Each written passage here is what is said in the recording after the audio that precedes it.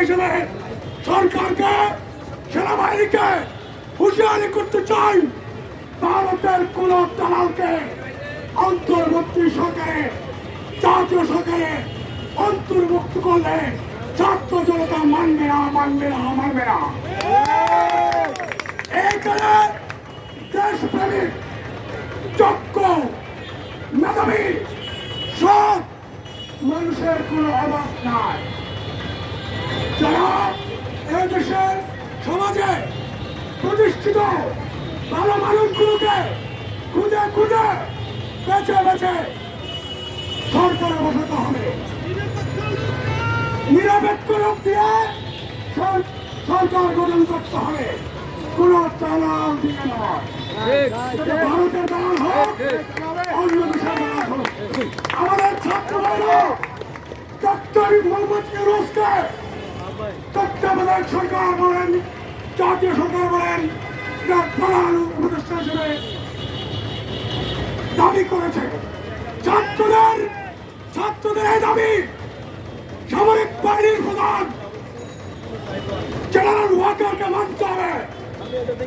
সামরিক বাহিনীর প্রধান পুরা সামরিক বাহিনীকে মানতে হবে এবং প্রেসিডেন্টকে জনতার পক্ষে আমরা নির্দেশ করছি, আপনি ছাত্রদের যে সংস্কারের দাবি, সরকার গঠনের দাবি, তাদের প্রস্তাবিত সরকার গঠনের জন্য এগিয়ে আসবেন এবং দ্রুত আগামী 3 দিন হোক, 5 দিন হোক, এর মধ্যে ডক্টর ইউনূসের নেতৃত্বে সরকার গঠন করবেন।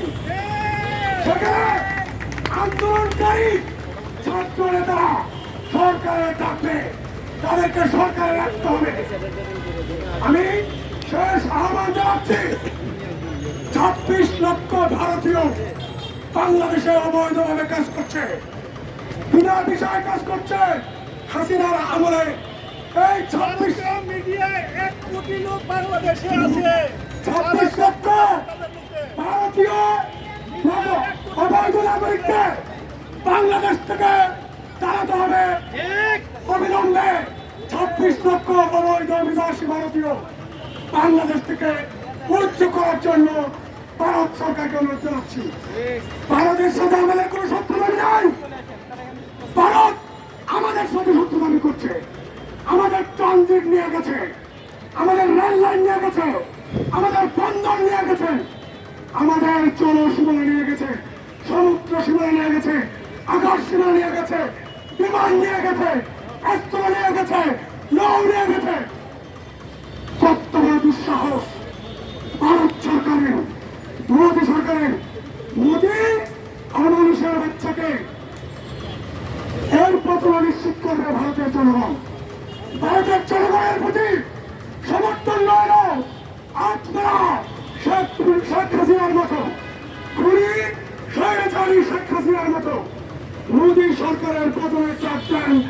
বাংলার জনগণ আপনাদের সমর্থন করবেন ইনশাআল্লাহ।